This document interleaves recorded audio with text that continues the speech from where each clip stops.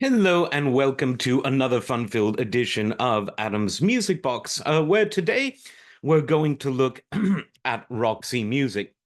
Now, Roxy Music were one of these bands that a lot of people find very easy to categorize, and there's a reason for it.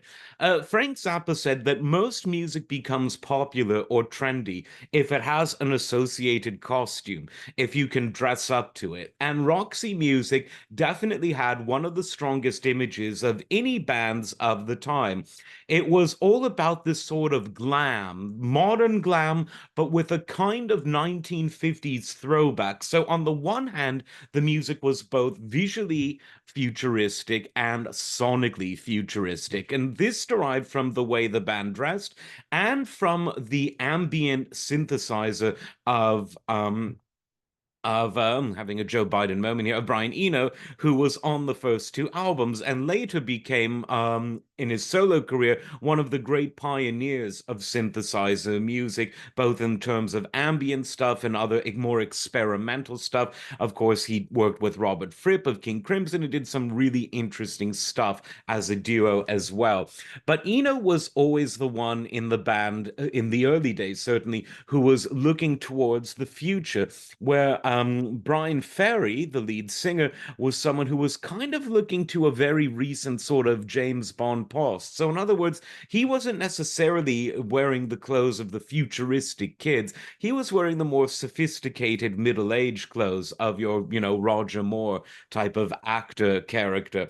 And this interesting combination was this sort of sophisticated so-called glam rock that had one foot in the synthetic future and one foot in the all too sophisticated prim and proper past.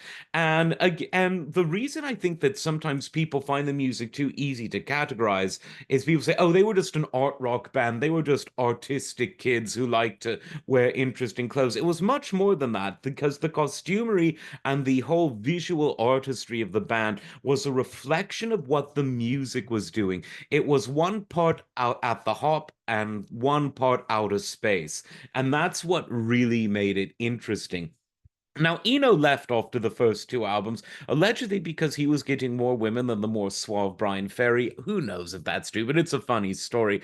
But they were soon joined by a very young virtuoso who went on to do a lot of other really interesting things with the likes of Frank Zappa and with his own band UK that featured John Wetton, Alan Holdsworth, and Bill Bruford. But before that, he was in Roxy Music, and 1973 album Stranded really was just something that went from strength to strength.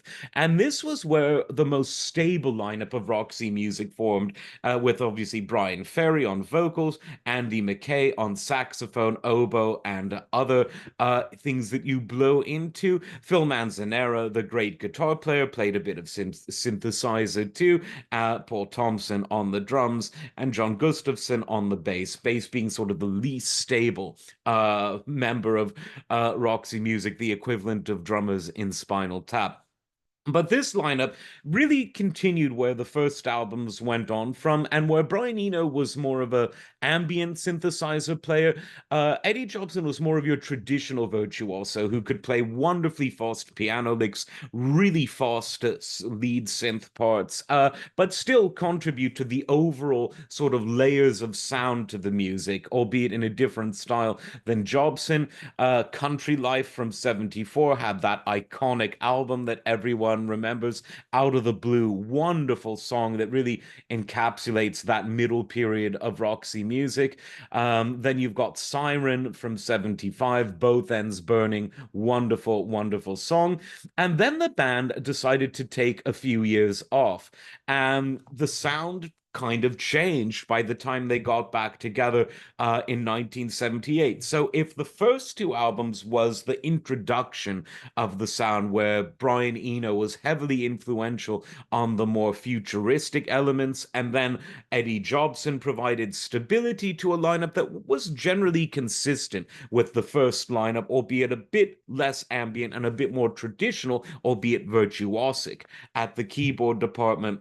Then by the late '70s, when Manifesto comes out in 1979, you see the band sort of leaving traditional rock and roll cliches behind. Now, not that they were ever a sort of cliched rock and roll band before, but they were sort of playing on the image of 50s rock meets 70s futurism.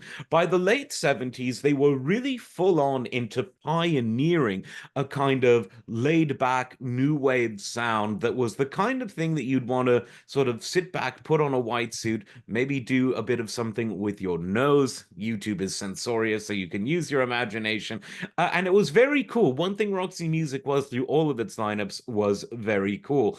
And this continued on 1980s Flesh and Blood with another very iconic album cover. And it all culminated in the lost true Roxy Music album, 1982's Avalon. Now, Avalon sounded nothing like the original Roxy music. Gone were any pretenses of 50s bubblegum rock. Gone was the sort of futuristic, sort of Tangerine Dream-like sounds. And here was a very sophisticated record that was, you could almost say it wasn't jazz influenced in any musical sense, but in terms of the musical textures, you could say that elements of funk and elements of what was coming out as sort of post-fusion or smooth jazz was definitely an influence on this album. And it really stands as kind of an album where if Roger Moore portraying James Bond in the early 80s listened to any pop album, it would have been this. That's the best way I can describe it. And it centered around the what was left of the core lineup of Brian Ferry, Phil Manzanera, and Andy McKay. And there were a lot of session musicians on this album as well. Paul Carrick played a bit of piano, Andy Newmark, wonderful drummer, Rick Marotta, another wonderful drummer, Alan Spenner, another wonderful bass player. And it was sort of a big production. And it's also gone down in history as one of the finest audiophile albums ever. It's been released on SACD and other formats. And it's often used to test stereo equipment because Bob Ludwig just mastered it very, very well. And it was recorded with a lot of care. And it was, in many ways, the perfect ending for a band that began wanting to be an art project and they ended up creating one. Not a bad album in the catalog, quite frankly. Like, subscribe. We will see you next time.